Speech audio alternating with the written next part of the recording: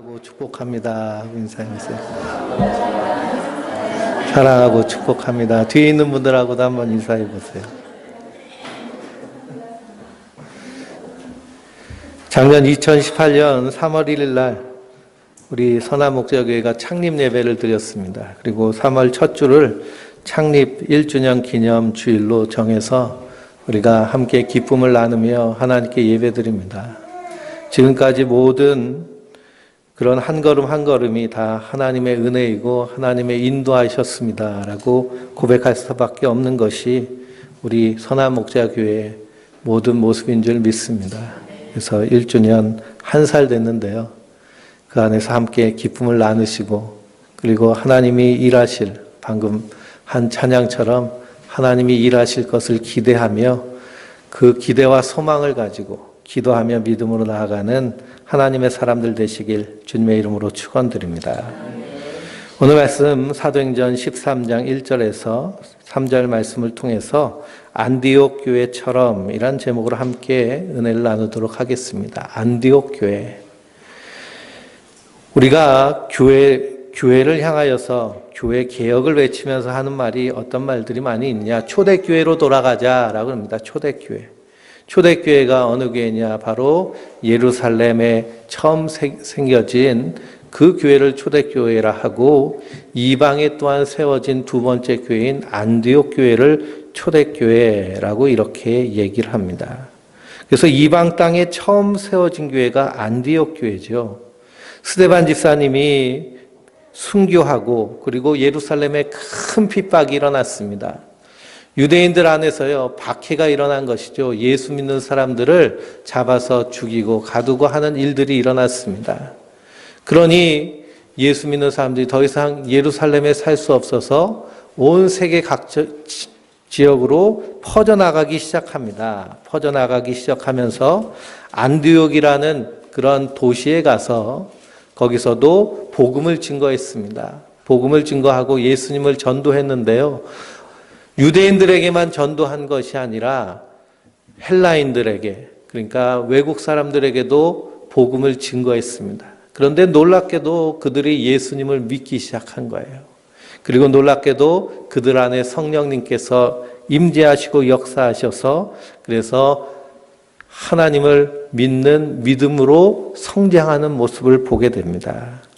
이 소문이 예루살렘에 있는 사도들에게도 들리죠. 그래서 사도행전 11장 20절로 보면 예루살렘 교회의 지도자들, 사도들이 바나바를 보내서 안디옥에 예수 믿는 사람들이 모여 있다고 그러는데 한번 가서 살펴봐라 라고 했습니다. 그래서 바나바가 그곳에 가서 살펴봤더니 거기서 헬라인이든 유대인이든 함께 모여서 하나님을 예배하며 예수님을 믿는 그 믿음의 모습, 하나님의 은혜를 보았다라고 성경은 기록되고 있습니다. 하나님의 은혜를 보았습니다. 그리고 다시 예루살렘에서 돌아와서 선교 보고를 한 후에 사도 바울과 함께 이 안디옥 교회에 가서 거기서 1년 동안 함께 신앙생활을 하며 복음을 증거하며 그러면 하나님의 교회로 세워져 나간 교회가 바로 안디옥 교회입니다. 바울이 봤을 때 이 이방인의 교회 그리고 핍박받아서 흩어진 자들이 전한 교회 그러면 그들의 모습은요 부족한 모습도 많고 연약한 모습도 많고 그리고 오랫동안 태어날 때부터 신앙생활한 그 유대인들의 모습을 볼 때는 저게 무슨 하나님 섬기는 거야 라고도 할 수 있지만 바나바의 눈에는 거기에 하나님의 은혜를 보았습니다. 하나님의 은혜를 보았다라는 것은요 하나님이 선물로 그들에게 은혜를 주신 것이죠. 그러니 그들 가운데 예수를 믿는 믿음이 생긴 것입니다. 자신이 죄인인 것과 예수님이 나의 구주 하나님이심을 믿는 믿음을 하나님께서 선물로 그들에게 주신 것이죠. 그래서 안디옥 교회가 힘차게 시작되었습니다. 그래서 그들이 그 안디옥이라는 도시에서 열심히 신앙생활하니까 믿지 않은 사람들이 그들을 향해서 별명을 붙였는데요. 뭐라고 별명을 붙였느냐 하면 그리스도인이라는 별명을 붙였습니다. 그리스도인이라는 별명을 붙였어요. 우리도 예수 믿는 사람들을 예수쟁이라고 이렇게 부르는 사람들이 있죠. 예수쟁이라고 하는데요. 한마디로 예수쟁이라는 별명이 붙었습니다. 왜 안디옥 교회 사람들이 그리스도인이라는 이름으로 부름을 받게 되었느냐? 안디옥은 로마 제국에서 세 번째로 큰 도시입니다. 그래서 로마 제국의 로마시, 수도인 로마시가 가장 큰 도시이고, 그 다음 저 이집트 북쪽에 있는 알렉산드리아가 두 번째로 큰 도시이고, 세 번째로 큰 도시가 이 시리아에 있는, 지금 내전 때문에 시끄러운 동네 있죠. 그 시리아에 있는 안디옥이 세 번째로 큰 항구 도시입니다. 그러니 한참 로마가 번영을 누리고 있는 이 시대에 수많은 지배계급들이 엄청난 노예를 데리고 살면서 부와 쾌락을 누리며 사는 동네 중에 한 동네가 바로 이 안디옥이라는 동네입니다. 그래서 이 로마 제국이 세계의 지배를 하기 전에 일어난 나라가 알렉산더가 세운 헬라 제국인데요. 그래서 이 로마 제국은 헬레니즘 문화의 그런 역사적인 바탕을 가지고 세워진 나라가 로마 제국입니다.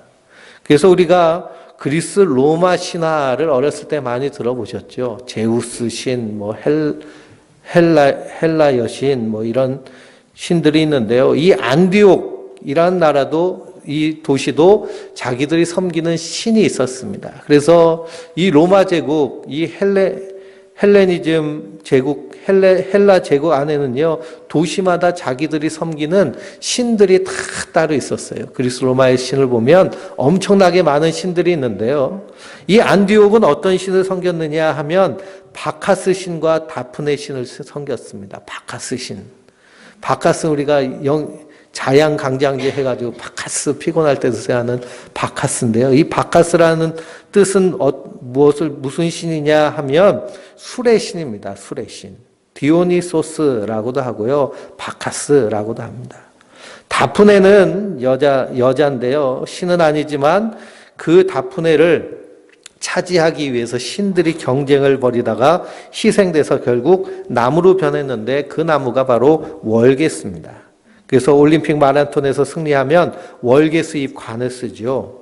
그래서 이 숲에 사는 요정이 님프 요정이 살고 이것이 다 성적으로 연관되어 있는 것이 이 안디옥의 모습입니다.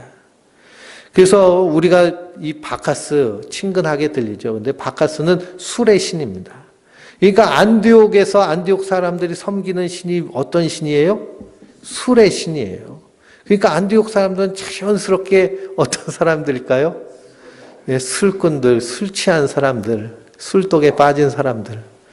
그러니 로마의 대번영, 부요함이 엄청난 타락을 일으킨 동네가 바로 안디옥이라는 도시입니다. 거기에다가 바카스 신을 섬기니 얼마나 술을 가까이 했을지 우리가 보지 않아도 뻔히 알 수 있죠. 당시의 문화재들을 보면 이 바카스의 신들이 술에 취해가지고 몽롱한 상태로 있는 조각상들이 발굴될 정도로 그렇게 엄청나게 큰 도시지만 술독에 빠진 도시가 바로 이 안디옥이라는 도시입니다. 그런데 그곳에 복음이 증거됐습니다. 그곳에서 예수 믿는 사람들이 생기기 시작했습니다. 그리고 그들이 그리스도인이라는 이름으로 불려지기 시작합니다. 왜 그리스도인이라는 이름으로 불려졌을까요? 안디옥 사람들과 구별된 모습이 나타났기 때문입니다. 자신들은 바카스 신을 열심히 섬기느라고 술독에 빠져 있는데 술을 가까이 하지 않고 그리고 음란과 쾌락을 따르지 않는 그런 사람들이 있는 것을 보고 신기하게 여긴 것입니다. 그들이 바로 그리스도인입니다. 그래서 하나님의 은혜가 임하니 안디옥 교회 안에 어떤 일이 일어났느냐? 세상과 구별되는 거룩한 모습이 일어난 줄 믿습니다. 하나님의 은혜가 우리 가운데 임하면요, 우리 안에도 세상과 구별되는 모습이 나타나는 줄 믿습니다. 시편 86편을 오늘 새벽 기도에 함께 나눴는데요. 이 시편 86편에 보면 다윗이 하나님을 향해서 고백을 하는 고백이 나옵니다. 여호와여 나는 가난하고 궁핍합니다 라고 고백합니다. 나는 가난하고 궁핍합니다. 근데 다윗은요 왕이에요. 왕이고 그 당시에 다윗 시대에는 다윗 왕국이 그 지역에선 가장 강성한 나라로 부흥하고 성장하는 나라였습니다. 그런데도 다윗은 고백하기를 나는 가난하고 궁핍합니다 라고 고백을 합니다. 그렇게 고백하는 이유는 무엇이냐? 세상의 부유와 세상의 풍성함이 자신을 만족해 하지 못하기 때문입니다. 왜 그러냐? 다윗은 하늘의 부유함과 하늘의 풍성함을 맛본 사람이기 때문이죠. 하나님의 은혜를 받았다라는 것은, 하나님의 구원을 받았다라는 것은 우리의 시선이 이 땅만을 향하고 있는 것이 아니라 영원한 하나님 나라를 향하여 있다라는 사실입니다. 영원한 하나님 나라를 바라보고 있으니 이 땅의 것은 어떻게 할까요? 이 땅의 것은 시시한 것이죠. 이 땅의 것들은 흥미를 잃어버리는 것입니다. 왜 그럴까요? 영원한 하나님 나라에선 우리가 영생하도록 약속된 하나님의 복이 있는데요. 이 세상의 삶은 온통 희로애락, 고통과 슬픔과 상실의 아픔이 가득한 세상. 만약 우리가 이 땅에서 영생한다라고 생각하면 삶이 어떨까요? 요즘은 금수저, 은수저, 흙수저, 수저 구분하는 시대에 살고 있는데요. 만약 고대 사회에 내가 노예로 태어났는데 노예로 영생한다라고 생각해 보십시오. 그럼 그것은 지옥과 다를 것이 없는 것이 바로 이 세상에서의 삶의 모습이다라는 사실입니다. 그러니 다윗은 왕이라 할지라도 이 땅의 것이 다 의미가 없는, 그래서 솔로몬은 그의 전도서에서 고백하기를 헛되고 헛되니 모든 것이 헛되도다. 이 세상 가운데 만족함이 없다라고 얘기합니다.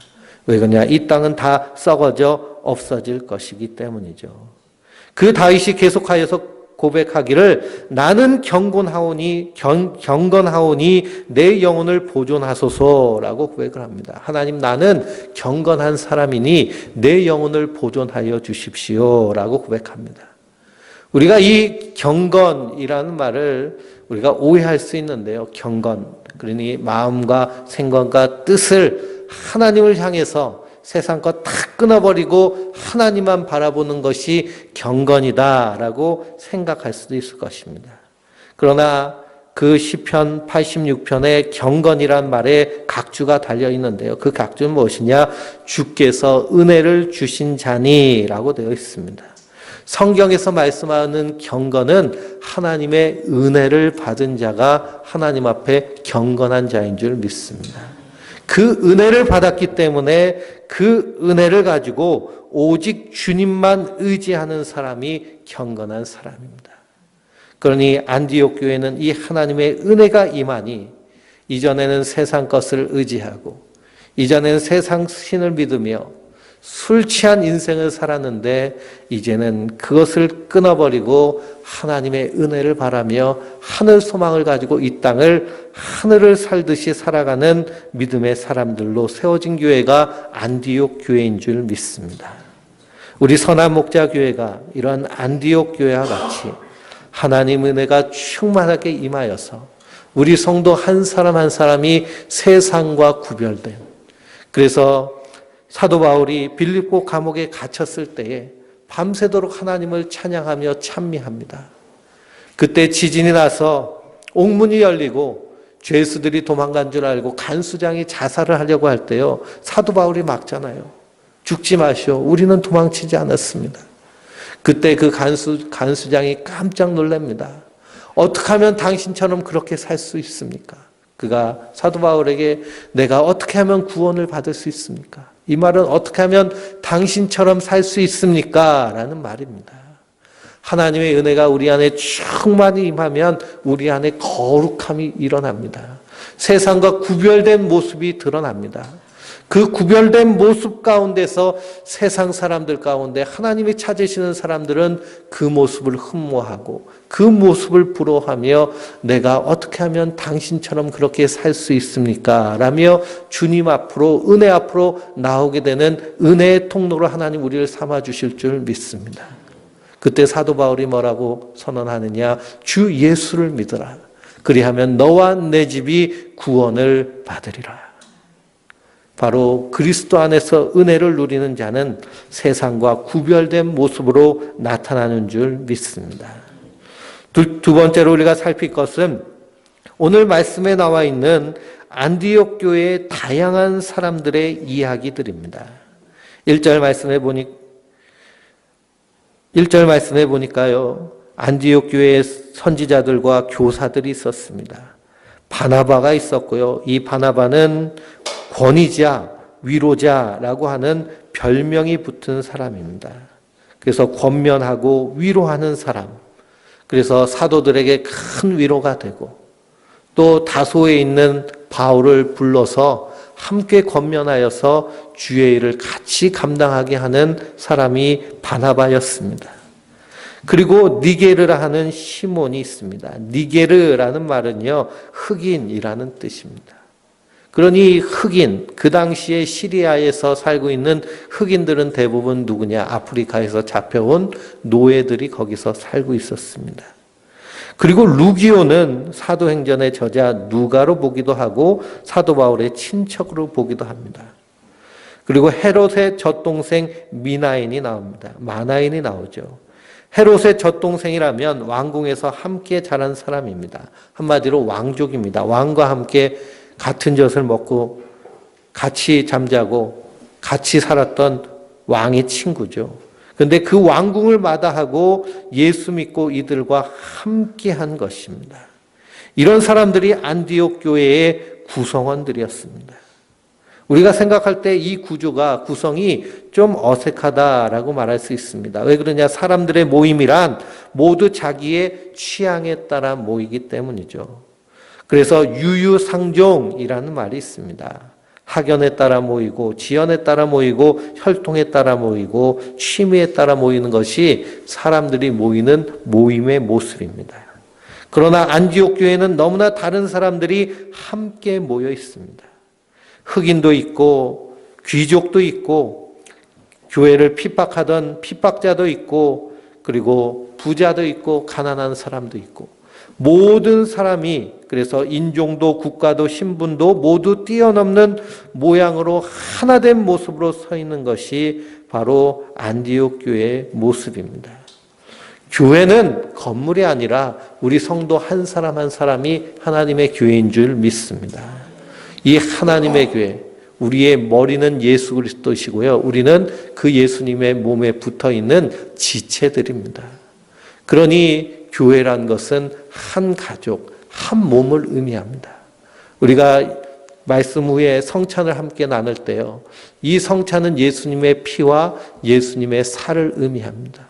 예수님의 피와 예수님의 살을 함께 먹고 마신다라는 것은 그분과 함께하는 한 가족인 것을 의미하는 것입니다. 그러니 참된 교회는요, 우리가 서로 한 가족이라는 것입니다. 예수님의 한 피마다 한 몸을 이룬 한 가족. 그 안에서 이루어지는 일들이 어떤 일이냐? 서로 사랑하며 하나님을 예배하며 하나님의 사랑을 증거하는 일이 일어나는 것이죠. 그러니 이러한 하나님의 교회 안에서는 자신의 과거가 문제가 되지 않는 것입니다. 과거의 자랑스러운 이력도 소용없고 과거의 어떤 잘못이나 허물도 소용없는 것이 허물이 되지 않는 곳이 하나님의 교회입니다. 그래서 사도 바울은 그리스도 예수 안에 있는 자들은 새로운 피조물이라 라고 선언합니다. 보라 새 것이 되었도다. 우리는 그리스도 안에서 다 새 것인 줄 믿습니다. 한번 옆에 있는 분들한테 말씀해 보세요. 당신은 신병입니다. 새 것입니다. 50년, 60년, 70년 돼서 낡은 것이 아니라 하나님 보시기에 새 것입니다. 새 것. 이것이 하나님의 교회의 모습입니다. 한 몸 하나 된 모습. 우리나라 교회 역사 가운데서도요, 이런 모습이 있습니다. 저 인사동에 가면 승동교회라는 교회가 있습니다.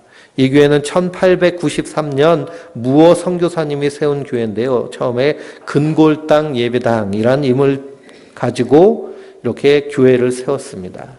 이 무어 목사님은 다른 선교사님들과 달리 빈민 선교를 한 사람입니다. 그래서 그 인사동 골목에 지금은 문화의 거리 그래가지고 사람들이 북적북적하고 막 좋은 거리인데요. 옛날엔 거기가 어떤 동네냐 하면 천민들, 가난한 사람들, 성문 밖 뒤편에 있는 데서 살던, 특히 백정이 많이 살던 동네가 바로 그 동네입니다. 그래서 이 무어 선교사님이 거기다 교회를 세우고 그리고 전도를 했습니다. 그래서 이 교회를 백정교회라고 불리기도 했는데요. 왜 그러냐? 백정들이 많이 다니기 시작했죠. 그랬더니 1895년에 백정과 함께 예배드릴 수 없다라고 양반님들이 데모하다가 교회를 쪼개서 양반들만 빠져나왔습니다. 그 교회가 홍문석골 교회입니다. 그렇게 빠져나왔어요. 그런데 나중에 이 양반님들이 말씀을 열심히 배우고 은혜를 받으니까요, 자기들이 한 짓이 십자가에 완전히 원수로 행한 것임을 깨닫고 다시 교회가 합쳐지게 되어서 지금의 숭동교회가 된 것입니다. 이 한국 초기 교회에 사회에서 천대받던 백정, 기생, 광대 이런 사람들이요 모여가지고 세워진 교회가 이 숭동교회인데, 그 숭동교회 가면 3.1운동 기념 표식이 있습니다. 거기 1호 장로님이 있는데요. 박성춘 장로님이십니다. 이분도 박가세요. 박성춘 장로님이신데 백정입니다. 백정. 자신은 비록 천한 백정이지만 자식만은 공부시켜야겠다라는 일념으로 교회를 다니기 시작했어요. 교회를 다니기 시작해서 그래서 기독교인이 됐습니다. 근데 이 박성춘 성도가 콜레라에 걸리니까 이 무어 선교사님이 자기 친구인 에버슨 선교사님 의사를 불러서 치료를 해줬습니다. 근데 이 에버슨 선교사가 어떤 사람이냐? 고종 황제의 어이였습니다. 어이가 백정을 치료해줘요. 그리고 낫습니다. 그러니까 이 치료를 받은 백성춘 성도님도 얼마나 감격하고 그 소식을 들은 다른 백정 친구들도 얼마나 감동하고, 그래서 교회가요 부흥해서 수많은 이러한 빈민들이 모여서 예배드리기 시작합니다. 그리고 이렇게 많이 모이게 되고 또 말씀을 듣고 계몽하게 되니, 그러니 백정 인권 운동, 형평 운동도 벌였습니다. 그래서 고종 황제 때에 이 백정이요, 예전에 천한 직업이었는데 이제는 그런 것이 없는 것으로. 요즘은 정육점 운영한다고 백정이라고 손가락질 안 하죠, 그렇죠? 예전에는 그랬는데요.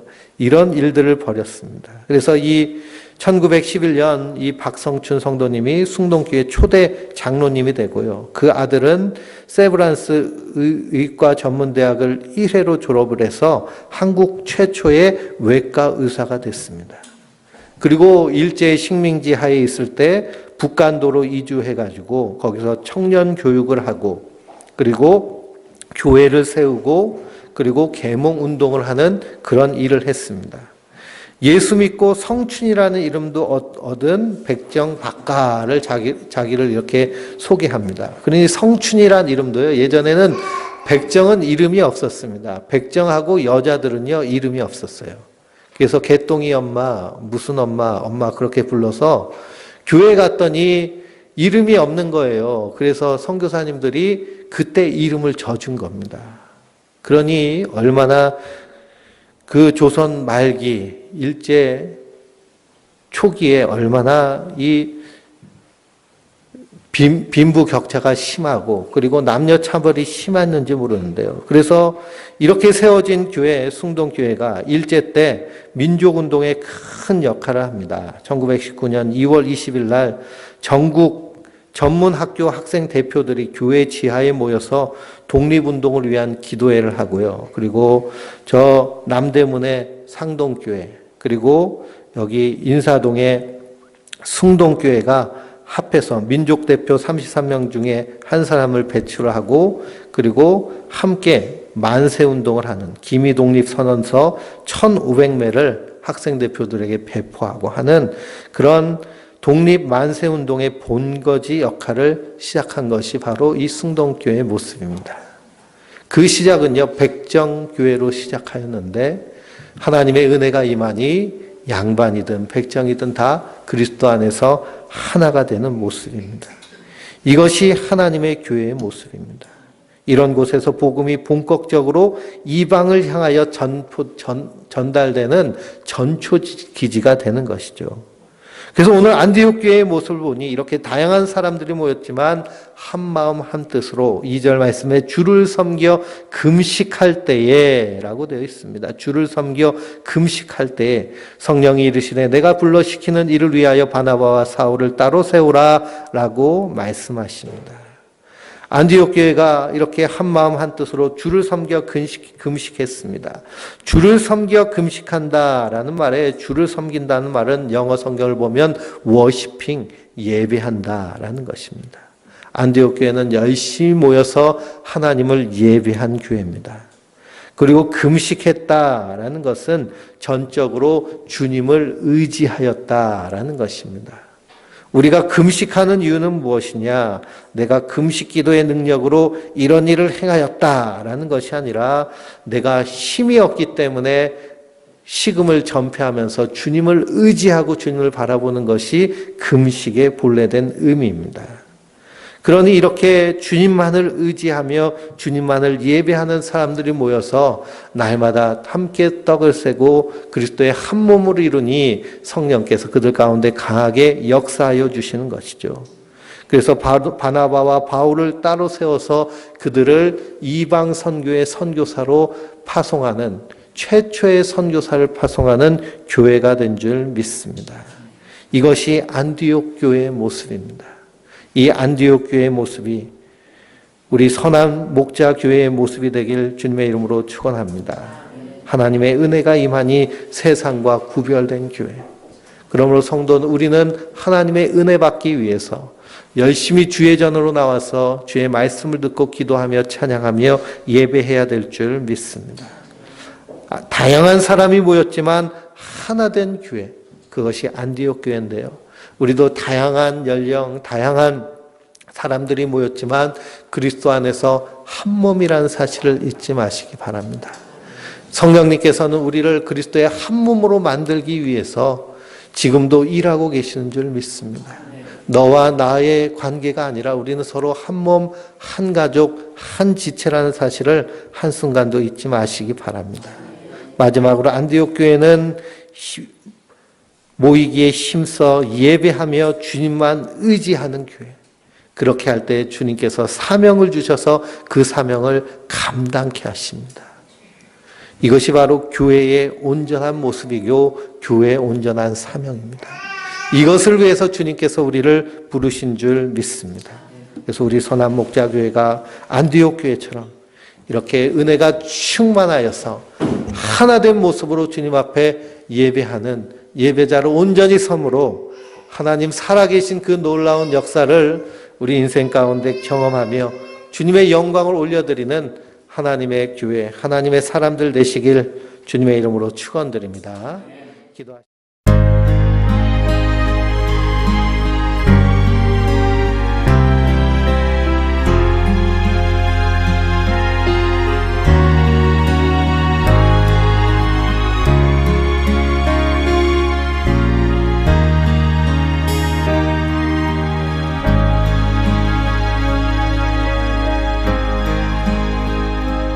어둠 속 헤매이던 내 영혼 갈 길 몰라 방황할 때에 주의 십자가 영광의 그 빛이 나를 향해 비추어 주셨네.